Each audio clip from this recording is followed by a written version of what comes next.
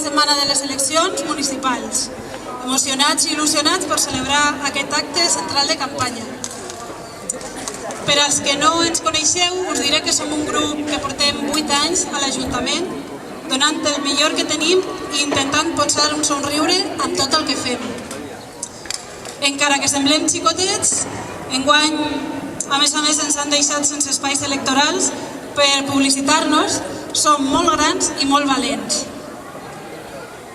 Valents i grans perquè tenim el suport incondicional de companys i companyes amb molta experiència, com són Lucy, Juanito, Tomàs, Esther, Antonio, que no sé si ha vingut, Fede, que tots d'una altra manera o una altra sempre hi són. Som molt valents i molt grans perquè tenim l'empenta de la joventut. Som joves preparats per a donar un gir a la política actual. Podeu aplaudir també? Som valents i som molt grans perquè no enganyem a ningú amb promeses impossibles. En definitiva, un xicotet d'exèrcit gran i valent.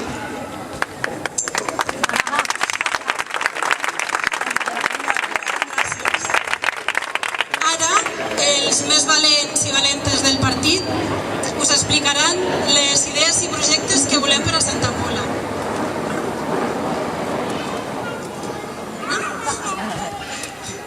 Us presente a la nostra número 5, que ens parlarà de la possibilitat de creació d'ocupació. Ella en primera persona ha hagut de marxar a l'estranger per poder treballar de professora i acabar el seu doctorat.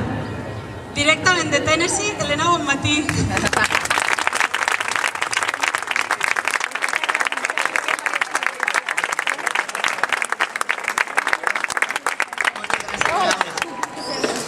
Moltes gràcies a Laura Escalada per presentar-me. Si no la coneixeu, va la número 8 de la llista.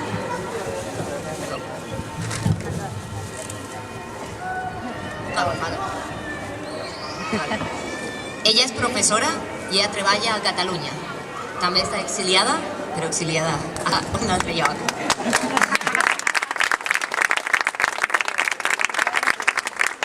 Bona vesprada, de nou, a tots i a totes.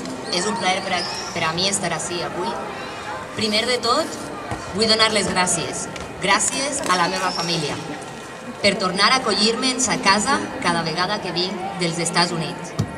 Ja són 4 anys allí. Us preguntareu, qui no em conega, què faig jo a Amèrica?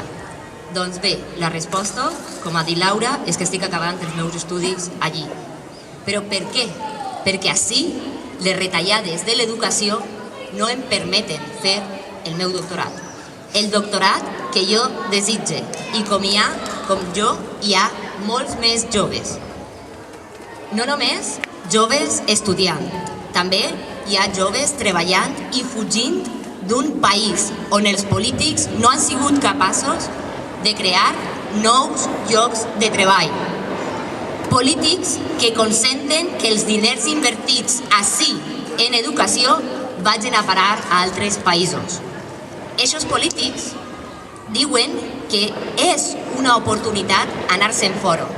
El que no diuen és que es viu amb soledat. Amb la soledat d'assabentar-te per telèfon del fet que un familiar falta. Amb la soledat de les teues llàgrimes i de l'ordinador fent un Skype en videoconferència a la meva família.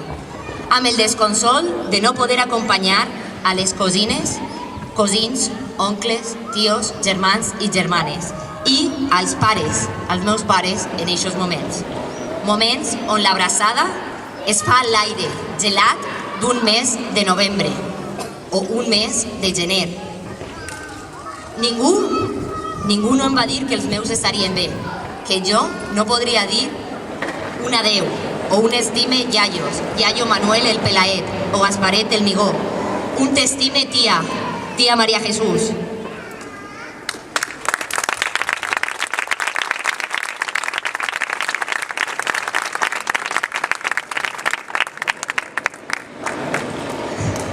Això sí, almenys a Amèrica em tracten bé i respecten la meva tasca investigadora. És a ells, als Estats Units, als que estic molt agraïda per les possibilitats i en confiar en el meu potencial i el meu desenvolupament acadèmic. Facilitats i possibilitats que no existeixen en el meu país i que volem treballar en compromís per això.